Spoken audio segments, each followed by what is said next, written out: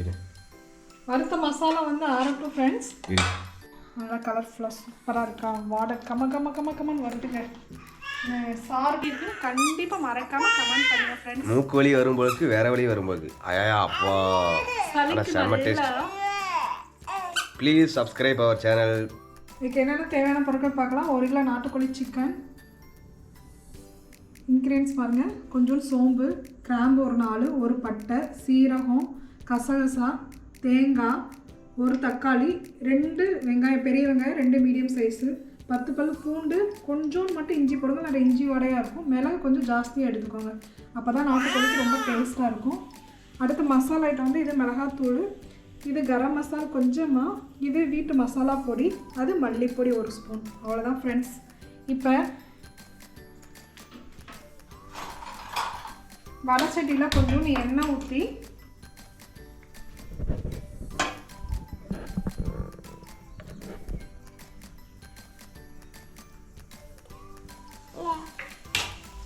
இந்த பொருட்கள் எல்லாமே வதக்கிக்கிறலாம். எண்ணெய் காஞ்ச பிறகு இதை போடுங்க, போட்டு ஆட் பண்ணி வதக்கணும்.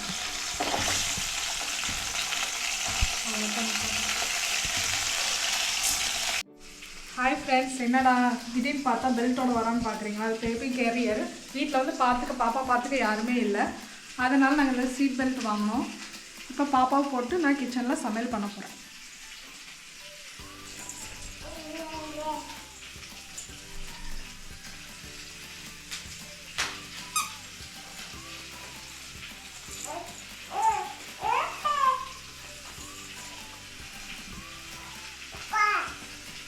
என்னக்கா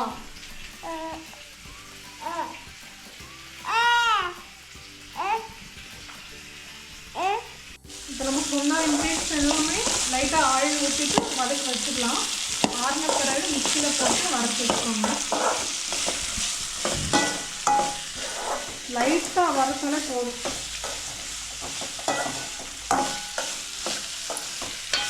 இன்றைக்கி எதுக்கு நாட்டுக்குள்ளே எடுத்துருக்கோம்னா, வீட்டில் எல்லாத்துக்குமே சளி பிடிச்சிருக்கு. ஏன்னா இங்கே மழை கிளைமேட் சேஞ்ச் ஆகிட்டே இருக்குது. மழை பெய்யுது, பனி ஜாஸ்தியாக இருக்குது. பாருங்கள், மணி 11 ஆயிடுச்சு, இன்னுமே மேகம் மூட்டமாக இருக்குது, பனி மூட்டமாக இருக்குது, மழை அப்பப்போ கூடிகிட்டே இருக்குது. சரி, அதனால் நாட்டுக்கோழி எடுத்து நல்லா சூப் மாதிரி வச்சு குழம்பு காரசரமாக குடித்தா மூக்கில் இருந்து சளி எல்லாம் வெளியே வந்துடும்.